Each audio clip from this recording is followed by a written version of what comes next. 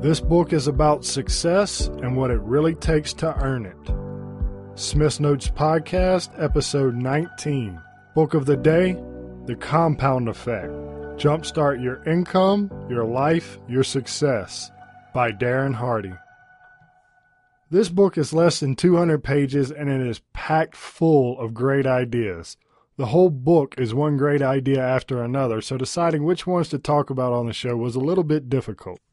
This book would definitely make the must-read or listen to list.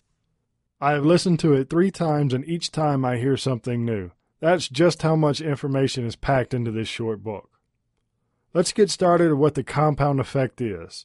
Small, smart choices done consistently over time equals the compound effect. You may have heard this example before. It's the story that's used in the book. It's where someone offers you a penny a day that doubles every day for 31 days or $3 million in cash right now. You have 3 seconds to decide. Which one would you take? 1001, 1002, 1003. Time's up.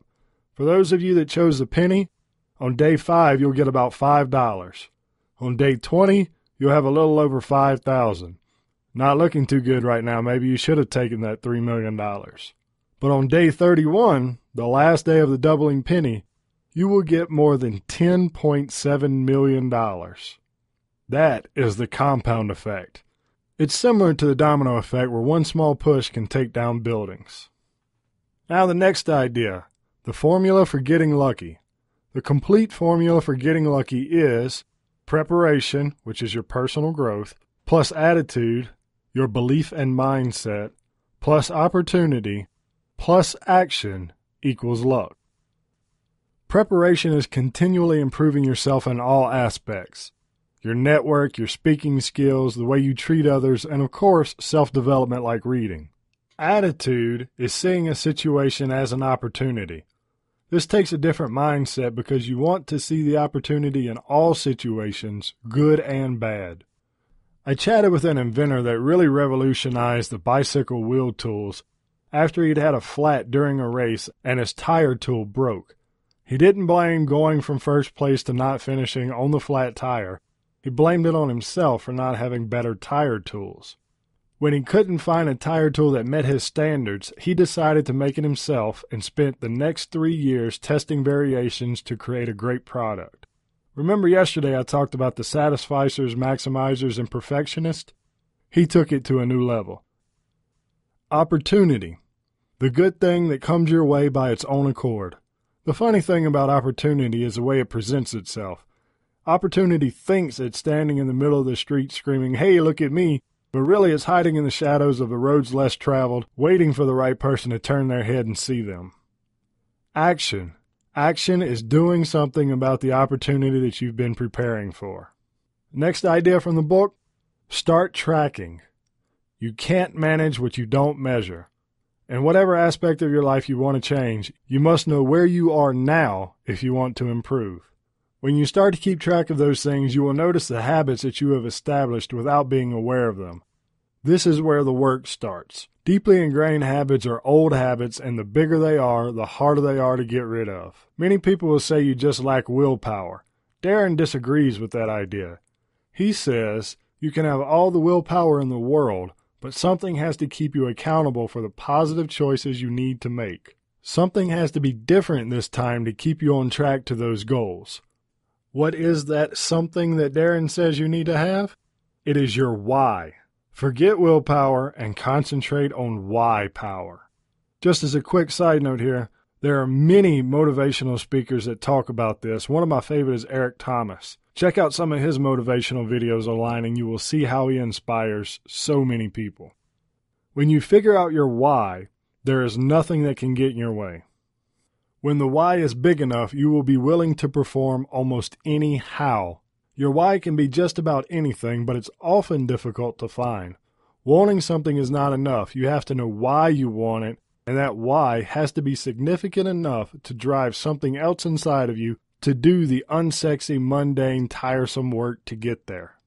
I want a Ferrari, but I don't have a serious enough why that motivates me to buy one.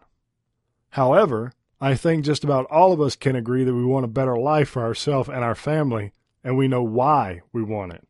How we go about doing that varies in many ways. The one thing that leads many of us on the wrong path to our goal is asking the wrong question. When we set our goals, we ask, what do I need to do to get there? Darren says we need to be asking, who do I need to become to get this? Because if you are setting your goals high like you should be, or even 10xing them like Grant Cardone says we should, you must change to achieve them. If you want to go from employee to assistant manager, that's not much of a stretch. But if you want to be the CEO, you need a new mindset. Darren points out that this idea of finding your why is so important that his first book, Designing Your Best Year Ever, is dedicated to it. The next idea, putting good habits in place. The game changers, the 6 game changers to do that. Number 1, set yourself up to succeed. Number 2, think addition, not subtraction.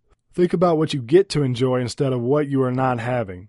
Dan Miller from 48days.com, where he offers advice on finding work you love, says start looking at what you are moving towards instead of what you are trying to get away from.